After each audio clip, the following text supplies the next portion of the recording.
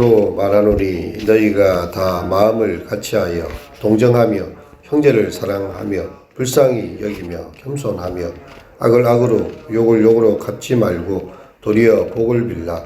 이를 위하여 너희가 부르심을 받았으니 이는 복을 이어받게 하려 하심이라.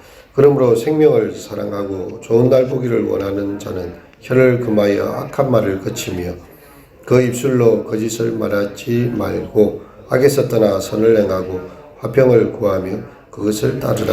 주의 눈은 의인을 향하시고 그의 귀는 의인의 간구에 기울이시되 주의 얼굴은 악행하는 자들을 대하시느니라 하였느니라. 아멘. 새벽에 나오신 성도님들에게 주의 은총이 함께 하시길 바랍니다. 오늘 베드로 사도는요, 우리의 선을 위한 고난에 대해서 이야기를 하고 있습니다. 형제를 사랑하며 불쌍히 여기며 겸손하여 악을 악으로 욕을 욕으로 갚지 말고 도리어 복을 빌라. 이런 말씀을 들을 때 여러분 어떤 생각이 드십니까? 아니 왜 내가 손해볼 짓을 해야 되는가?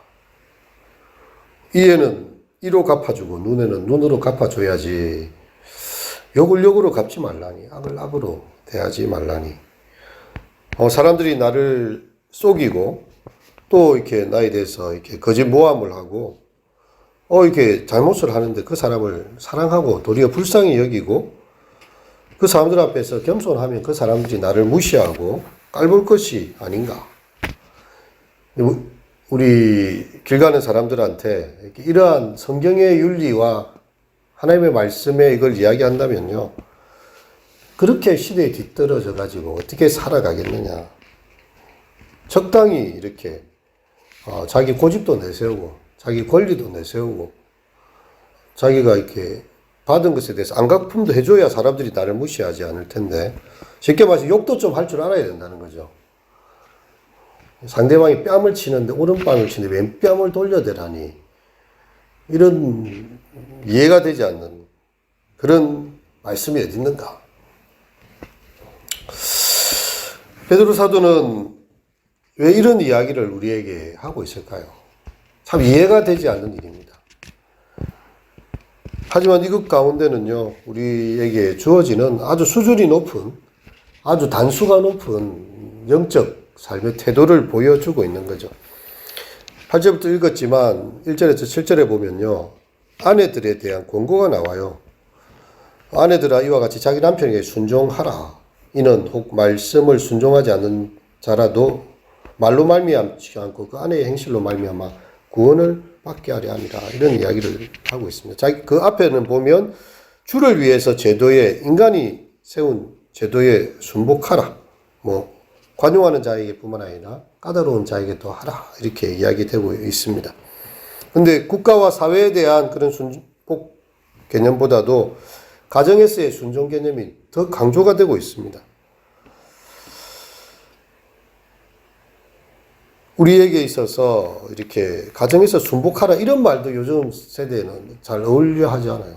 아니, 여자가 자기 집에 고집도 내세우고 자기 할 말 다 하고 살아야지 무슨 조선시대냐. 요즘은 청년들은 헬조선이라고 하지 않습니까? 조선시대에 무슨 옛날 윤리를 갖다 대냐. 이렇게도 이야기할 수도 있습니다. 왜 그러면 이렇게 순복하라고 순종하라고 이야기하고 있을까요? 특별히 아내들에게 남편에게 순종하라는 이유는 무엇입니까? 남편이 그냥 존경스러워 보이고 좋아 보여서 그렇습니까? 그렇지 않은 거죠. 그렇지 않을 수도 있습니다. 그런데도 이 순종의 이 윤리를 내세우는 이유가 무엇일까요? 단 한 가지입니다. 말씀에 순종하지 않는 남편이라도 말없이 행하는 그 아내의 행실로 말미암아 구원을 받게 하는 거죠. 영혼 구원인 거죠. 남편 하는 거에 대해서 다 이렇게 제재를 다 가하고 비판하고, 근데 믿지 않는 남편이 그 아내를 보면서 신앙생활을 할 수 있겠습니까?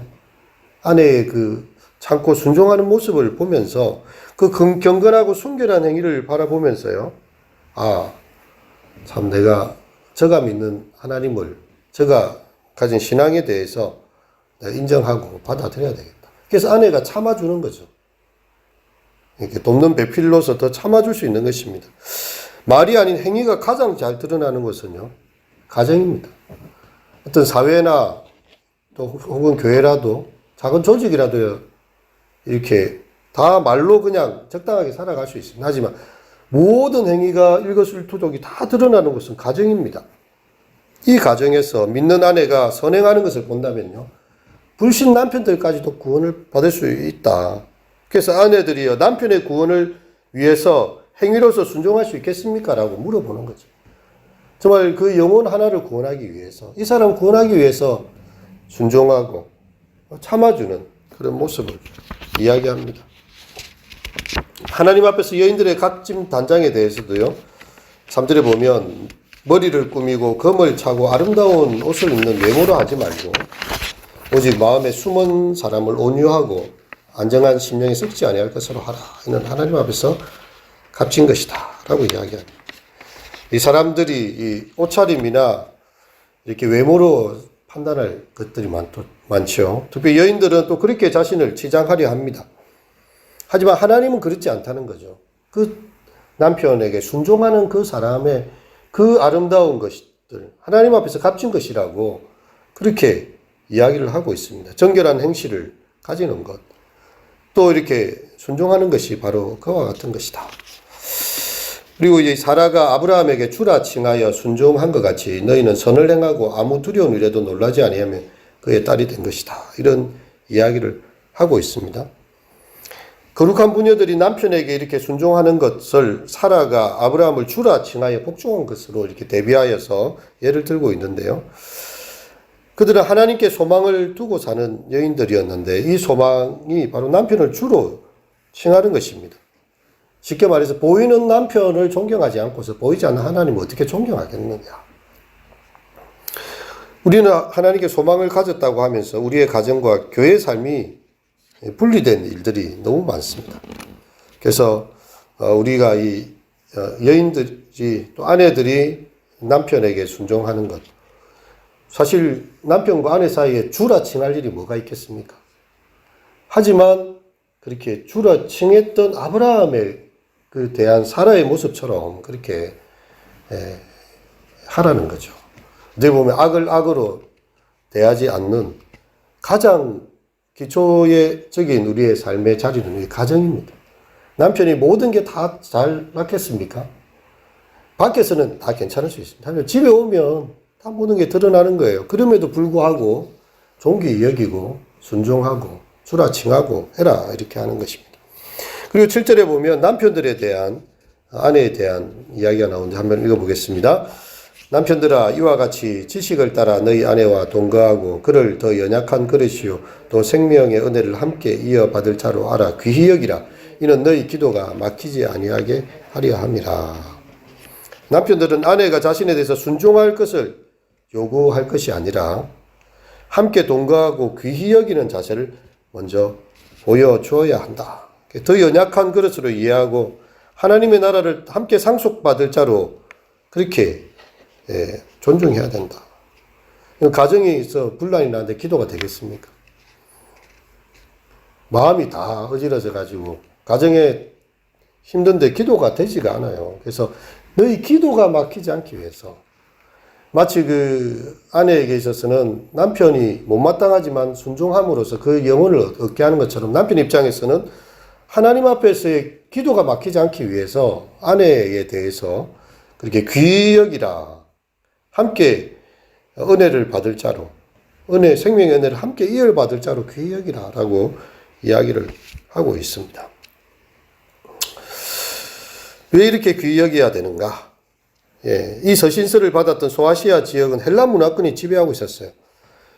그들이 여자들을 생각할 때 도덕적으로, 지적으로, 육체적으로 연약한 자다, 열등하고 무능한 자다 이렇게 말했습니다. 그래서 플라톤 철학자는요, 나는 동물로 태어나지 않고 이방인으로 태어나지 않고 여자로 태어나지 않는 걸 신께 감사한다 이런 정도의 아주 오늘날로 말하면 굉장히 차별적인 그런 태도를 가지고 있는 거죠. 조선시대로 말하면 남녀가 유별하다는 거죠. 이런 문화 속에 사람들이 다 살고 있었습니다. 하지만 이런 연약함이라는 것은 여성을 더 많이 배려해야 될 이유다라고 베드로 사도는 아주 이 성경이 말하고 있는 하나님 앞에서의 윤리를 이야기해 주는 것이죠. 영적 유업을 함께 받을 자다. 이렇게까지도 이야기를 하고 있습니다. 그 당시의 사람들은요, 이 그리스 사람들은 여성에게 영혼이 없다라고도 이야기할 정도였어요. 그리고 영혼이 없는데 천국에 갈 수 있겠는가라고 그렇게 말하던 시대였습니다. 헬라 문화권이 그래요. 하지만 베드로 사도는 성경은 그렇지 않다는 거죠. 이 여인들이, 아내들이 함께 하나님 나라 영혼을 상속할 그런 사람이다라고 이야기하고 있습니다. 사복음서의 이 기록들을 보면요, 여자는 숫자에 넣지도 않습니다. 남자만 5,000명이었더라. 이렇게 남아있는 거죠. 그래서 이러한 여자들의 이 권리에 대해서 굉장히 혁신적인 내용을 끄집어내고 있는 것입니다. 함께 하나님 나라에 유업받을 그런 존귀한 자들이라는 거죠. 하나님과의 관계인 기도도 사랑과의 관계인 가장 가까운 아내의 관계에 영향을 받고 있다. 그래서 우리가 정말 하나님 앞에서 온전한 기도를 회복하기 위해서라도 아내를 이렇게 귀히 여겨라 라고 이야기하고 있습니다. 그러고 나서 형제들에 대한 마지막으로 너에게 말하노니 하면서 이제 형제들에 대한 공고가 나온 거죠. 그래서 우리의 영적 삶이라는 것이 자기가 하나님과만 통하는 게 아니라 남편과 아내 사이에 서로 존중하고 또 귀히 여기고 또 이렇게 순종하고 또 이렇게 은혜를 함께 나누는 자리에 있을 뿐만 아니라 그 형제들 간의 관계에서 다 한 마음을 품고 서로 동정하며 형제를 사랑하며 불쌍히 여기며 겸손하며 악을 악으로 욕을 욕으로 갚지 말고 도리어 복을 빌라. 이를 위해서 너희가 부르심을 받았으니 이는 복을 이어받게 하려 함이라 라고 이야기하고 있습니다. 참 이것이 우리에게 주어지는 덕목이 되는 거죠. 우리가 오늘 마음을 같이 해 주어야 될 사람은 누구일까요? 원수를 갚지 말고 도리어 복을 빌어주라는 말씀입니다. 원수가 줄여요. 그러면 먹여주라는 것이고 목마르거든 마시게 하라는 그런 예수님의 말씀입니다. 우리가 구약의 엘리사 선지자 보고 있는데 자신을 잡기 위해 도단성을 에워쌌던 대군대였습니다.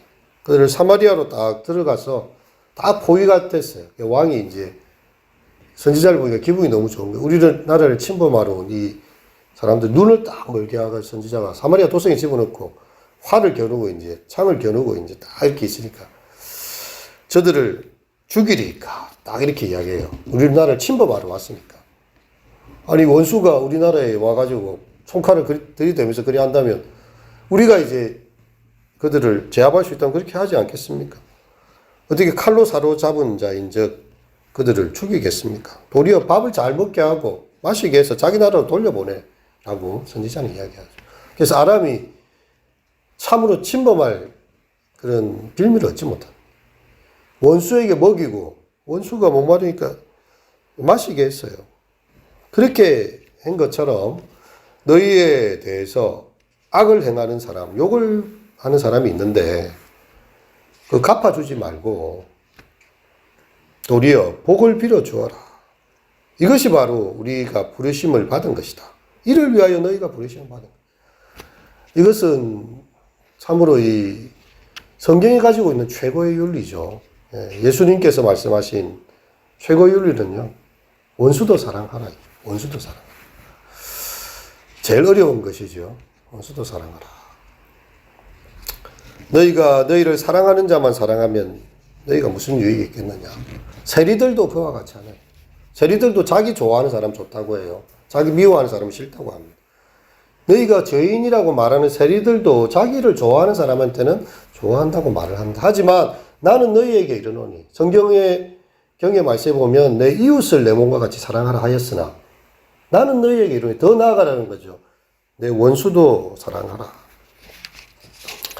그리고 마지막으로 시편 34편 12절의 말씀이 인용되고 있습니다. 그러므로부터 여기 12절까지 말씀인데 다시 한번 읽겠습니다. 10절부터 시작. 그러므로 생명을 사랑하고 좋은 날 보기를 원하는 자는 혀를 금하여 악한 말을 그치며 그의 입술로 거짓을 말하지 말고 악에서 떠나 선을 행하고 화평을 구하며 그것을 따르라. 주의 눈은 의인을 향하시고 그의 귀는 의인의 간구에 기울이시되 주의 얼굴은 악행하는 자들을 대하시느니라 하였느니라. 이것은 요한복음 9장 1절에서도 예수님께서 인용하신 구약의 말씀입니다. 10편 34편의 말씀이에요. 그 말씀을 베드로가 다시 한 번 더 인용하고 있는 것입니다. 악에서 떠나 선을 행하는 삶. 그건 당장 손해보는 것 같고 어리석은 것 같고 당장은 힘든 일입니다. 하지만 우리의 부르심이 이를 위한 것이고 이런 자에게 주님의 눈이 주목하고 제 간구에 귀를 기울이고 있다. 하나님께서 그 사람의 선행을 보신다는 것입니다. 그의 눈을 의인을 향하여서 의인인 거죠. 악을 대하는 사람은 악을 대하지 않고 선을 행하니까 의인인 것입니다. 악에서 떠나고 선을 행하고 화평을 구하는 자들에 대해서 주의 눈이 의인을 향하신다. 그의 기도를 들으시는 거죠. 그의 간구하는 소리에 귀를 기울이고 계시기 때문입니다. 여러분, 우리가 이 새벽에 기도할 때에 하나님께서 물론 우리의 기도를 들으시겠지요. 하지만 우리의 삶을 먼저 보신다는 겁니다. 아, 너가 정말 힘든 일을 하였구나. 원수를 사랑하는 이런 일은 인간의 본성을 거스리는 거죠. 하지만 그렇게 하나님의 뜻을 쫓아서 악을 떠나고 선을 행할 때에 하나님의 눈이 그 의인을 향하여 보고 계십니다. 또한 그의 귀가 의인의 간구에 귀를 기울이고 계십니다. 우리의 기도를 들으신다는 말씀이 되는 거죠.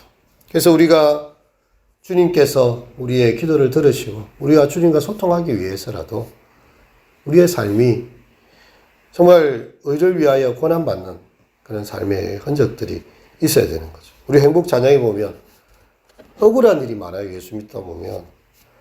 왜냐하면 성질 같아서는 한 방 먹이고 요즘 같으면 인터넷 댓글에 남겨가지고 막 이렇게 언론에 막 그냥 퍼뜨려버리면 사람들이요. 나를 괴롭힌 사람 누구 이래가지고요. 익명으로 막 글을 올리고 이러는데 그것도 하나의 보복이지 않습니까? 예. 왜냐하면 직접 가서 말을 못하니까 막 사람들이 소문을 만들어가지고 그 사람을 공격하는 것도 악을 악으로 행하는 것이라고 할 수가 있겠죠. 하지만 억울한 일이 많지만 주를 위해 참는 거죠. 억울한 일 많으나 주를 위해 참는 것. 그것이 바로 우리의 행복이 되고 그것이 우리의 기도를 들으시는 하나님 앞에서 존귀한 삶이 되는 것입니다. 그래서 하나님께서 우리의 삶에 귀 기울이시고 우리를 향하여서 정말 눈을 향하시는 그런 삶, 하나님께서 갚아주심을 믿고요. 그렇게 살아가는 삶. 이것이 바로 이를 위하여 너희가 부르심을 받은 것이다. 하나님의 복이 있는 삶이라는 것입니다. 이 새벽 정말 우리가 주님 앞에서 이 말씀을 생각하면서 우리의 기도가 들으시는 귀한 은혜의 시간이 되시기를 축원합니다. 기도하도록 하겠습니다.